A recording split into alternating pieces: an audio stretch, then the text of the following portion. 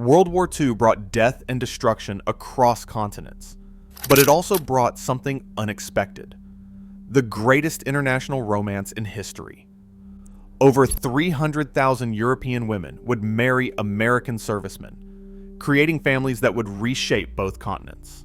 This is their story. January 26, 1942, Belfast Harbor. Private Milburn Hankey stepped onto European soil as the first American combat soldier to arrive for World War II.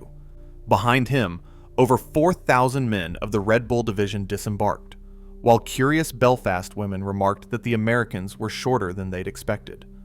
Within 3 years, 1.5 million American soldiers would pass through Britain alone, bringing with them something Europe had not seen in years: hope, abundance, and romantic possibility. The Americans arrived like cinema come to life. For Europeans enduring their third year of war, with rationing, blackouts, and constant threat of death, these GIs seemed to step off a Hollywood screen. They earned 5 times more than British soldiers, $50 per month versus $12. They brought Hershey's chocolate, Lucky Strike cigarettes, chewing gum, and nylon stockings to countries where women received 1 fresh egg per week and 4 ounces of butter. In Austria, starving locals watched in astonishment as the American occupation army fed its 15,000 troops 60,000 portions of ice cream daily, just for dessert. British women were captivated. One recalled, it felt as if the cinema had come to life. They were so handsome, well-groomed, and clean. They used deodorant and aftershave, things unknown to 99% of British men. A teenage girl from Bournemouth observed with delight that they swaggered, they boasted, they threw their money about. How we loved it. British men were less enthusiastic.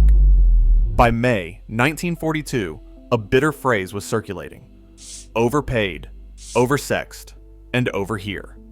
The Americans had a retort: underfed, underpaid, undersexed, and under Eisenhower.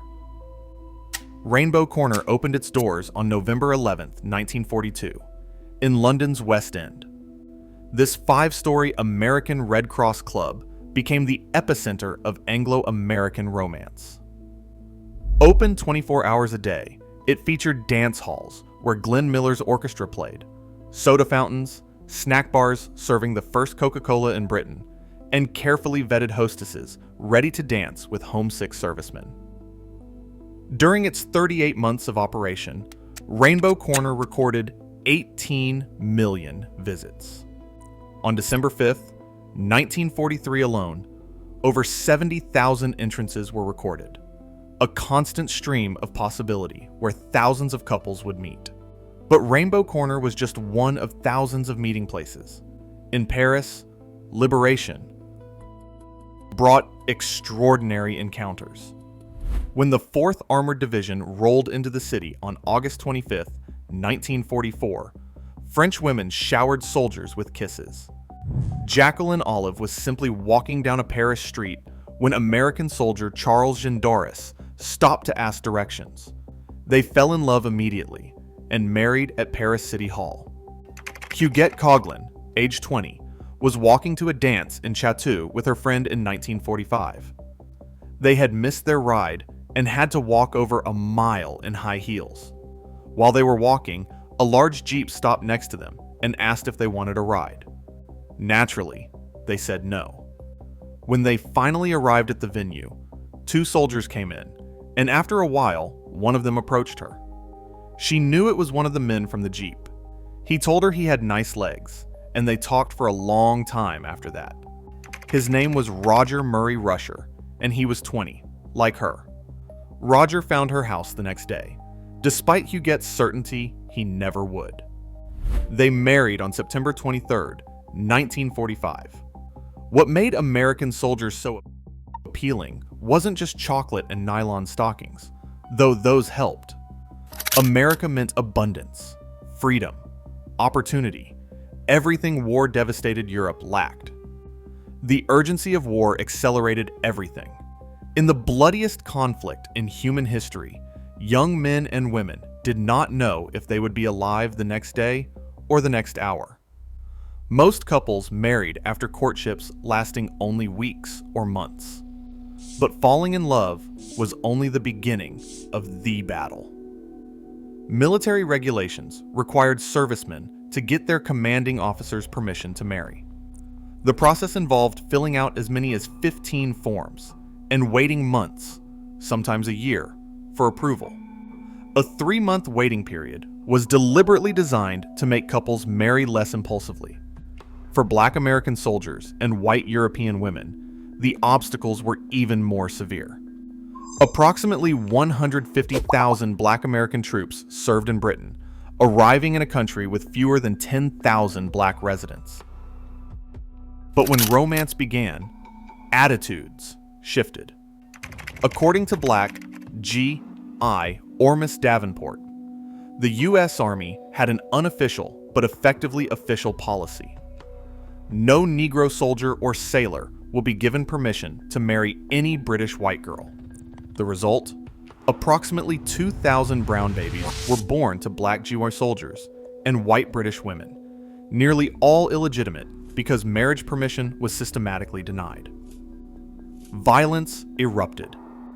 On June 24, 1943, the Battle of Bamber Bridge exploded in Lancashire when white military police attempted to arrest Black GI soldiers. Private William Crossland was shot and killed. A 5-hour armed confrontation followed. The spark, white American commanders had tried enforcing segregation in local pubs. The British response was legendary. All 3 village pubs reportedly posted Black troops, only signs in solidarity with the Black troops. The constant threat of death shadowed every romance. Billy D. Harris, a fighter pilot from Texas, married his pretty brunette. Sweetheart Peggy, just 6 weeks before shipping off to war. On July 17, 1944, Harris was shot down over Normandy during his last combat mission. Rather than crash into the town, he steered away, sacrificing his life for French civilians below. Peggy never got a knock at the door, never got a telegram, never got anything definitive. For 60 years, she received contradictory reports. Not until 2005 did her grandson discover that Harris was buried at Normandy American Cemetery. The residents had never forgotten him. They piled flowers on his grave. They named the main road Place Lieutenant Billy Harris.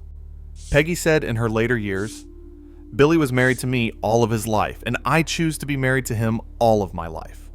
By war's end, over 70,000 British women they married American servicemen.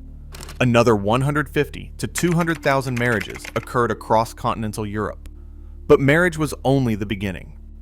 Getting to America would prove almost as difficult as falling in love. By November 1945, 500 war brides were visiting the U.S. Embassy in London daily, desperation mounting with each passing week.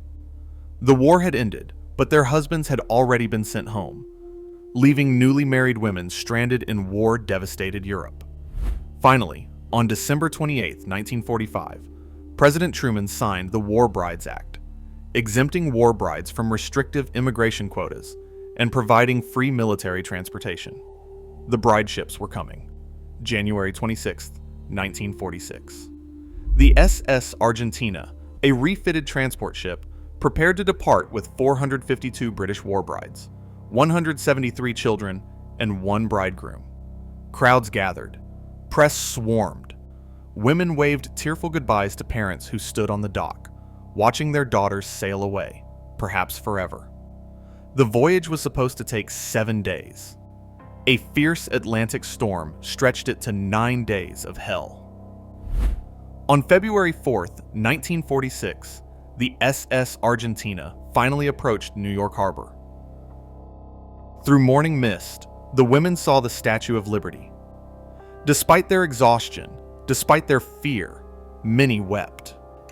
When Alice Lawson's train finally reached Alabama, she stepped off expecting the America she'd seen in movies. What she found shocked her. No indoor plumbing, no indoor running water. They ended up moving into a chicken coop that her husband covered inside with paper. Alice had grown up in Belgium, attending the opera. Now she was drawing water from a well and using an outhouse. The post-war years tested these marriages with brutal efficiency. Combat trauma affected countless veterans. Economic hardship crushed dreams of prosperity. Isolation destroyed some women. Between 1940 and 1944, divorce rates for wartime marriages nearly doubled. By 1946, 1 in 4 marriages was ending in divorce. Academic studies suggest about half of French war bride marriages ended in divorce. But many marriages not only survived, but thrived. In a 1989 survey of British war brides, 87% reported they did not regret marrying a GI. Only about 5% of war brides returned permanently to their home countries. The rest stayed, some because their marriages succeeded, some because they had children they refused to leave, some because returning felt like admitting defeat. Nearly 300,000 women and dependents entered the United States before the War Brides Act expired in December 1948. They came from 50 different countries. 3 generations later, the estimated descendants of all war brides number between 3 and 5 million Americans. These women transformed both countries. They brought European and Asian cuisines, languages, and cultural traditions to American communities. Most importantly, they demonstrated that love, even hasty wartime cross-cultural love, could build something lasting.